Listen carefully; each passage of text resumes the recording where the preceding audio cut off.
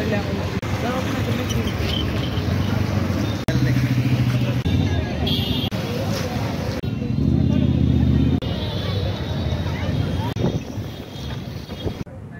एक प्रश्न आहे समाजाला की खरंच तुम्ही म्हणता मुली सुरक्षित आहेत, कुठे आहेत मुली सुरक्षित?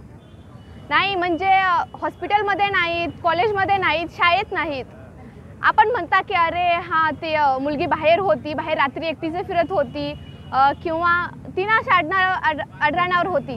परंतु जर ती मुलगी कॉलेजमध्ये आहे, ती शिकते, ती ड्युटी करते, तुम्ही तरी पण असं करता आहात, तर मग मुलीने जावं कुठं? माझा हा प्रश्न आहे की मुली खरंच सुरक्षित आहेत का? आणि त्यांना सुरक्षित वाटण्यासाठी तुम्ही काहीतरी करावं. माझी खरंच शासनाला विनंती आहे की तुम्ही खरंच काहीतरी करा की आम्ही पण खरंच सुरक्षित असं फील करू की आम्हाला रात्री 12 वाजता जरी कुठे जायचं असेल तरी हां आम्ही जाऊ शकतो. आमच्यात एक हिंमत असली पाहिजे की हां माझे भाऊ आहेत, माझे वडिलांसारखे आहेत सगळे समाजात, मी जाऊ शकते एकटी, मला जायचं आहे बाहेर आणि मला करायचं आहे हे. आमच्यात एक हिंमत द्या तुम्ही सगळे. आम्हाला पाहिजे ती हिंमत. आमच्यात नाही आहे सध्या. आम्ही सगळ्या घटना ऐकून आम्ही असं घाबरतोय की आम्ही काय करावं, आम्ही आमचं करिअर करावं की नको, आम्ही आमच्या आयुष्यात पुढे जावं की नको, आमचा प्रश्न आहे. मग आम्हाला खरंच तुम्ही हे करा की नाही तू करू शकतेस, त्याच्यासाठी पण हिंमत पाहिजे आम्हाला तुमच्याकडून. घटना घडलेली आहे, ती 31 वर्षाची महिला होती आणि आता आपला समाज काय रिझन देतील त्याच्यावर? कपडे छोटे होते तिचे की कुठे पार्टी करत होती की कुणाला हिंट देत होती? ती तर तिची ड्युटीवर होती ना. आता काय करालो तुम्ही? आपण मुलांमुळे बाहेर जाण्याला, कोचिंगला जायला घाबरायला, ड्युटी करणं गेल्यात. कशामुळे? या वाईट मुलांमुळे. आपलं एक कर्तव्य आहे. आज जर ती त्या कोलकात्याच्या घटनेत त्या सरांना जर ही झाली असती, फाशी झाली असती, तर आता अकोल्यात घडली नसती. आणि दृष्ट आपली मुलं आहे, आपला समाज आहे. ही गोष्ट फक्त मुलांची नाही पण मुलंच याला कारणीभूत आहे. आपल्या मुलांनी राखी बांधून घेतात आपल्या मनगटावर की आपली बहीण सुरक्षित राहावं. मग त्यांना दुसऱ्याच्या बहिणीबरोबर वाईट करताना हेही विचार करावं की आज आपण त्याच्या बहिणीचा डोळा चेहरा समोर आणावं की आपल्या बहीण आहे, ती बहिणीसोबत नीट वागावं. का बरं अशी करते तो मुलं? आणि याला सजा का देणं झाले? एक घटना नाही, 2 घटना नाही, 8 दिवसात तुम्ही 4 घटना आले तरी तुम्ही आरोपीला अंदर करणं गेलो, फाशीवर चढणं गेलो. Dear citizens of my India, ही गोष्ट फक्त एका डॉक्टरची नाही, ही गोष्ट फक्त एका नारीची नाही, ही गोष्ट फक्त एका पीजी रेसिडेंटची नाही, ही गोष्ट आहे एका ह्युमॅनिटीची. शासन कमी पडतंय की निगडगट्ट समाज व्यवस्था झालेली आहे, काय वाटतं आपल्याला? नाही, शासनाने तर जे दोषी आहेत त्यांच्यावर कडक कारवाई करायलाच हवी. आता या संदर्भात जे काही घटना महाराष्ट्रामध्ये घडत आहेत किंवा वेस्ट बेंगॉलमध्ये जी घटना घडलेली आहे त्या संदर्भात कायदेशीर प्रक्रिया चालू आहे. परंतु मला असं वाटतं की ह्या संदर्भात राजकीय भांडवल व्हायला नको. याच्यामध्ये ह्याचं चिंतन झालं पाहिजे की अशा घटना पुन्हा होऊ नये ह्याच्यासाठी आपण काय करू शकतो. आज जसं या ठिकाणी मुलींनी सांगितलं की जी घटना वेस्ट बेंगॉलमध्ये घडली आहे, आता लहान मुलींसोबत जी घटना बदलापूरमध्ये घडली आहे ती कोणासोबतच होऊ नये याच्यासाठी ह्या सर्वजणी रस्त्यावरती आहेत. लातूर शहरामध्ये अनेक विद्यार्थी महाराष्ट्रभरातून या ठिकाणी शिक्षण घेण्यासाठी येतात. अनेक मुली एकट्या राहतात आणि म्हणून जी मुलगी कोचिंगला, जसं त्या म्हणाल्या की कोचिंगला एकटी जाते, सायकलवरती एकटी जाते, तिच्यासाठी आपण इथं उपस्थित आहोत. आता मला जेव्हा हे सर्व मुली भेटायला आल्या तेव्हा त्यांनी मला सांगितलं की आम्हालासुद्धा भीती वाटते.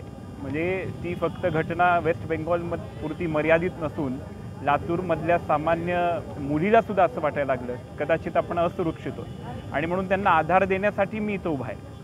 इथं एक राजकीय कार्यकर्ता किंवा नेता म्हणून नव्हे पण एक 2 मुलींचा बाप म्हणून या ठिकाणी मी यांच्यासोबत उभा आहे. भैया, आता जो आपण मोर्चा काढलेला आहे विद्यार्थ्यांनी लातूरमध्ये, तर याच्यात विद्यार्थी मुलांची देखील खूप लक्षणीय संख्या दिसून येते. मुलांना देखील काही वाटतं या घटनेबद्दल? नाही, मुलांना वेदना झालेल्या आहेत आणि फक्त हे मुलींपुरतंही मर्यादित नाही आहे. या ठिकाणी मुलांची संख्यासुद्धा चांगल्या पद्धतीची आहे आणि म्हणून प्रत्येक भावानी, प्रत्येक मुलांनी, प्रत्येक तरुणांनी रस्त्यावरती उतरण्याची गरज आहे. कारण आपण विचार केला पाहिजे की सर्व भारतातल्या मुलींना काय वाटत असावं.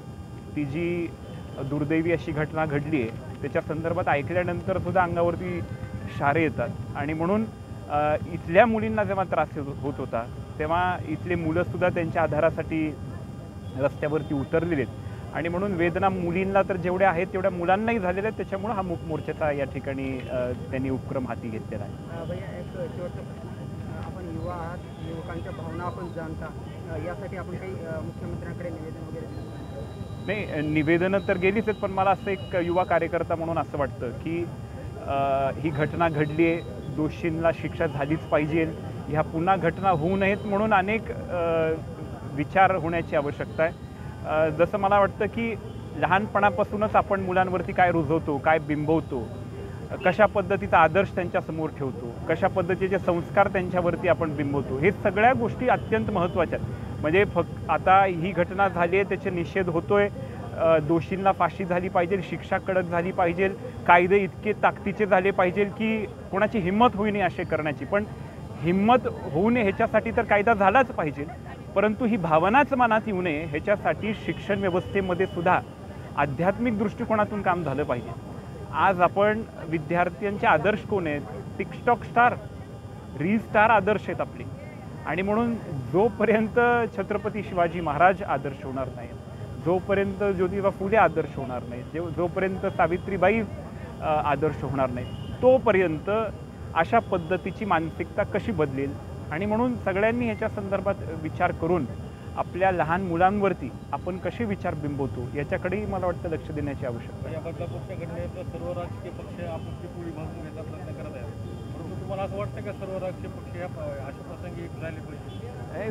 बिलकुल एक झाले पाहिजे. आणि मला सतत वाटतं की ह्याचं राजकीय भांडवल व्हायला नको. म्हणजे त्या सिच्युएशनचं, त्या घटनेचं गांभीर्य एका बाजूला राहतं आणि हे सगळं राजकीय वातावरण तयार होतं. आता आपण महाराष्ट्रामध्ये पाहतोय की तो विषय एका बाजूला राहिला आणि सगळं आता सरकारच्या विरोधामध्ये आपण काय आवाज उठवू शकतो, त्याला कसं भांडवल करू शकतो याच्या संदर्भात जास्त बोललं जाते. मला वाटतं की आपण एक नागरिक म्हणून, आणि जसं इथल्या मुलींनी सांगितलं, ह्युमॅनिटीसाठी आपण या ठिकाणी सगळ्यांनी एकत्रित येऊन त्याला शिक्षा कशी झाली पाहिजे, कायदे कसे ताकदीचे झाले पाहिजे आणि भावी काळामध्ये मुलांमध्ये कसे संस्कार आपण बिंबून हे सगळं थांबवलं पाहिजे, याच्यासाठी आपण चिंतन करण्याची आवश्यकता आहे. राजकीय भांडवल करायसाठी काय वेळ भरपूर आहे, बाकीच्या गोष्टीत राजकीय भांडवल करावं, पण ह्याच्यामध्ये आपण अशा पद्धतीने वावरू नये.